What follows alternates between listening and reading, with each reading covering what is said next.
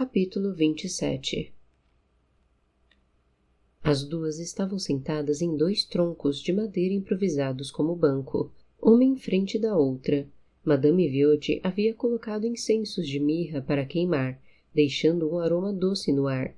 Um círculo de velas a circundava, com Sabino observando-as de fora dele. Ela estava descalça, sentindo a terra úmida. O cordão com o pentáculo se prendia em uma das mãos da maga branca, erguido na altura dos olhos de Maria Hensel. O pentáculo representa a união dos 4 elementos, a 5ª força, explicou a sacerdotisa. A 5ª essência, o elemento vital, o éter. Maria sentia frio. Era uma floresta, era noite, era tenso. Havia o frio externo provocado pela temperatura. Havia o frio interno provocado pelas lembranças. Havia o frio na espinha provocado pelo desconhecido. Esse pentáculo nesse momento é a sua ponte entre 2 mundos, a sua ponte entre uma realidade que está acontecendo e outra que já ocorreu, e não pode mais lhe ferir. O círculo com o pentagrama girava e levava a mente de Maria a rodopios. A voz de Viotti não era fraca, nem intensa. Seu discurso não era lento, nem rápido. O cheiro daquele incenso era bom, mas se misturava ao cheiro da floresta e também ao cheiro de... Como dona de suas memórias, você vai decidir qual é o gatilho que a levará para o ponto específico que deseja buscar na sua mente. Talvez isso te leve inicialmente ao som. Talvez isso te leve ao cheiro de... fumaça. Disse Maria. Eu sinto o cheiro de fumaça. Os olhos dela mantinham o foco disperso. Ainda assim, ela conseguiu entender quando Viotti comandou. O cheiro da queima é o seu limite. Ele é a ponte de onde você saberá retornar. Agora, pegue a minha mão. A sacerdotisa esticou a mão que não segurava o pentáculo, e Maria agarrou sem pensar. Feche os olhos. A voz dela ganhou um tom de firmeza maior. Maria Hensel obedeceu, enquanto o som de madeira queimando a conduziu, um crepitar intenso que se tornava a cada instante mais alto. Apesar dos olhos fechados, Maria parecia continuar enxergando os círculos do pentáculo girando dentro de sua cabeça. E reviva. Não era um pedido, foi uma ordem, dada com vigor pela maga branca, ao mesmo tempo que retirava sua mão de maneira brusca da outra. Como resultado, a mão de Maria Hensel tombou como a de uma pessoa sem controle de si mesma. O corpo dela, porém, permaneceu sentado, e a mente viajou. 10. Você está sentindo relaxamento? Disse Viotti. Agora vamos à contagem. Cabelo de ovelha. 9. A madeira queimando refletindo nos olhos dela como se a íris fosse o reflexo do horror. 8. Maria e João Hensel correndo pela mata, famintos, arfando manchados de sujeira e sangue, mancando à procura de um herói que lhes matasse seu lobo. 7. O som de um corpo velho batendo na água em ebulição, a pele fritando como um prato afrodisíaco apropriado para uma canibal. 6. Um corvo em agonia, tendo a cabeça decepada por uma menina que deveria ter o direito de brincar com bonecas de pano, nunca facas afiadas. 5. O reflexo na lâmina da faca diante da ordem de matar o próprio irmão, como se apenas a ordem de matar já não fosse uma punição suficiente. 4.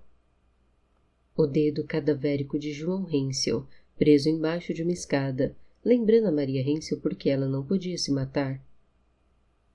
3. Náuseas, dores no estômago, vômitos de sangue. Era o preço quando se comia madeira como chocolate, lama como geleia, água barrenta como suco ou estilhaços de vidro como passas silvestres. 2. Uma casa formada de barro armado, base de pedras e teto forrado com palha. Quem diria que seria essa a imagem da besta? 1. Não se preocupem, queridos. Tenho a certeza da morte de uma estrela que encontrarei um jeito de vós messias me pagarem. Aquele dia seria um dia estranho. Onde você está, Maria Hensel? Perguntou Madame Viotti. Eu estou na casa de doces. Respondeu uma voz que não parecia dela. Quantos anos você tem? Eu tenho 12. Quem está com você? Meu irmão João, ele tem 7. O que você está fazendo? Eu estou varrendo o vômito, passando pano no sangue, enquanto eu choro, mas ainda assim eu não paro porque não posso. Quem é a pessoa que não deixa você parar? É uma senhora. Ela tem muita idade, um porte físico magro, mas eu tenho medo. Ela fala arranhado e fala sozinha e chupa os próprios ossos, e de vez em quando ela me pune, mesmo quando eu faço o que ela pede. Como ela pune você, Maria? Com agulhas longas aquecidas em fogueira, com que ela me espeta até sangrar e lamber meu sangue e me espetar de novo. Onde ela espeta você, Maria? A voz de Viotti quase perdeu o tom de comando ao se esbarrar na preocupação. No meu ventre, sempre no meu ventre, e todo dia ela recolhe um pouco de sangue na mesma taça. Madame Viotti inspirou fundo e colocou uma das mãos na boca, tentando não perder o foco.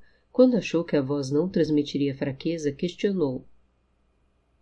Você se lembra do nome dela? Perguntou a sacerdotisa, com uma das mãos no rosto, ainda impactada.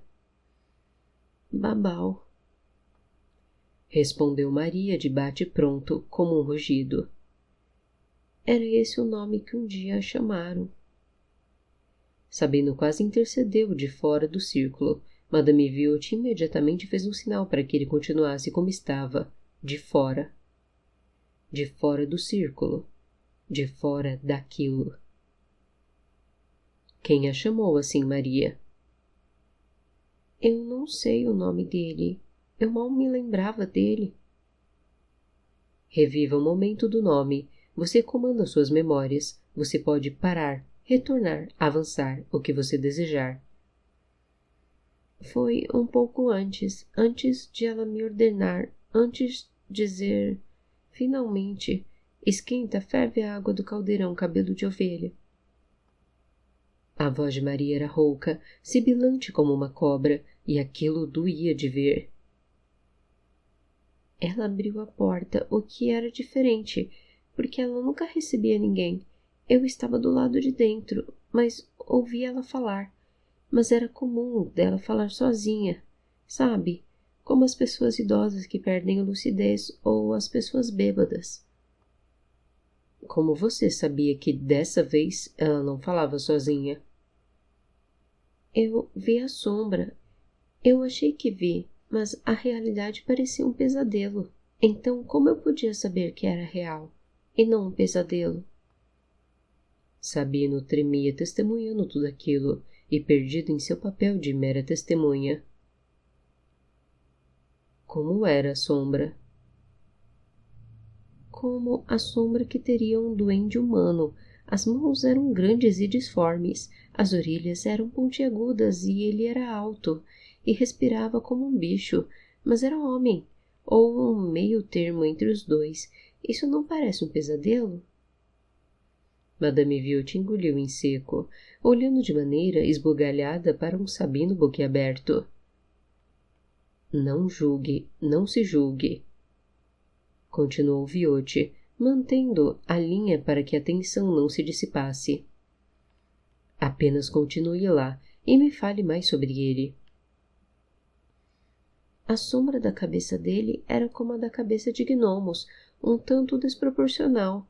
Ele cheirava a morte, e os dedos eram esticados e tortos, como se fossem garras, embora fossem dedos. Você ouviu o que ele falou? Eu acho que não. Você não precisa achar, basta ouvir, basta reviver. Uma pausa, enquanto eles aguardavam Maria mergulhar em sua própria mente. Ele disse que as duas estavam vindo e recebeu a taça com meu sangue como recompensa e bebeu como um homem bêbado. Então ela o agradeceu e me disse: finalmente, esquenta, ferve a água do caldeirão cabelo de ovelha. Não avance, não ainda. Pedi a Viotti, lambuzada por apreensão. Volte, volte um pouco, apenas um pouco. Volte um pouco e perceba como ela se despediu. Perceba o que ela disse quando se despediu. Ela disse... Nossa, eu nem me lembrava de que me lembrava. Silêncio. Sabino podia ouvir o próprio coração. Ela o chamava de feroz, mas falando no plural, como se as outras bruxas também o chamassem assim, sabe? E então, como anda a sede do nosso feroz? E ela não tinha medo dele, e não se incomodava com o cheiro de morte dele, pois ela também cheirava assim. Ele disse antes que as duas estavam indo. Conduziu a maga branca. O que mais você ouviu sobre isso? Ele não disse os nomes, mas ele sabia os nomes.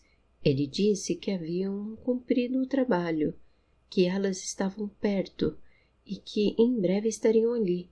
Ela o convidou para entrar e eu desejei que ele não entrasse. E ele não entrou, não porque eu desejei, mas porque ele tinha algo a fazer, tinha alguém a matar. O que Babau disse? Ela riu, como riem as bruxas, e se despediu dizendo: então vá cumprir o seu próximo trabalho, enquanto eu vou me preparar para cumprir o meu. Adeus, conde. Madame Viotti quase tossiu de susto, colocando um punho fechado na boca e respirando fundo. Conde? Repetiu a senhora. Você está muito perto. Não tire isso de você mesma, querida. Reviva, Maria.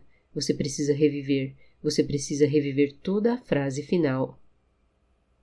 Conde Locke, Conde Luke, Conde Arque. Apenas repita. Pediu Madame Viotti com os batimentos em frenesi. Apenas repita a frase final. Então vá cumprir o seu próximo trabalho, enquanto eu vou me preparar para cumprir o meu. Repetiu Maria com a voz de Babau. Vá, Conde Orlok. Conde Orlok? Viotti sussurrou, sem reconhecer o nome. Ao notar lágrimas descendo pelos olhos fechados de Maria Hensel, a sacerdotisa percebeu que ela estava revivendo o terror seguinte, envolvendo facas, corvos e caldeirões mais uma vez. Avance. Avance, Maria. Ordenou imediatamente. Você não precisa mais reviver essas memórias, não agora, não mais. Elas não definem você, nem o seu caminho daqui para frente. Pegue todo o sentimento ruim que elas alimentam em você e queime-as. Queime-as como nós queimamos a casa de doces. Concluiu uma Maria Hensel sombria. Sim, como a madeira que nunca foi doce, sempre foi madeira, uma madeira em chamas, que lhe remete ao cheiro de... fumaça. A palavra fez a ponte e Maria Hensel de repente abriu os olhos, de volta àquela realidade, a pulsação acelerada, como a das pessoas ao redor, a pele arrepiada, o frio mais intenso do que nunca, a expressão atônita dos outros dois presentes, além da hesitação de um dos dois em lhe dizer algo imediatamente. Lhe informaram de que alguma coisa séria havia acontecido. Deu certo? Perguntou ela com medo da resposta. Mais do que nós jamais teríamos imaginado, respondeu Viotti. Ao fundo, Sabino Confegro mantinha as duas mãos unidas, tocando os lábios fechados e os olhos perdidos em seu próprio raciocínio. Um raciocínio que também o fazia viajar em suas próprias memórias, até a época em que comandava soldados e caçava bruxas, uma época negra, em que os homens perderam a razão e se entregaram a forças sombrias, pessoas que foram executadas em alguns casos e desapareceram em outros, como o Conde Disforme, que gostava de sangue e de dormir em caixões de madeira, o Conde que escapou dos caçadores de bruxas, Conde Grafferlock, o feroz, o nosso feroz, o Nosferatu.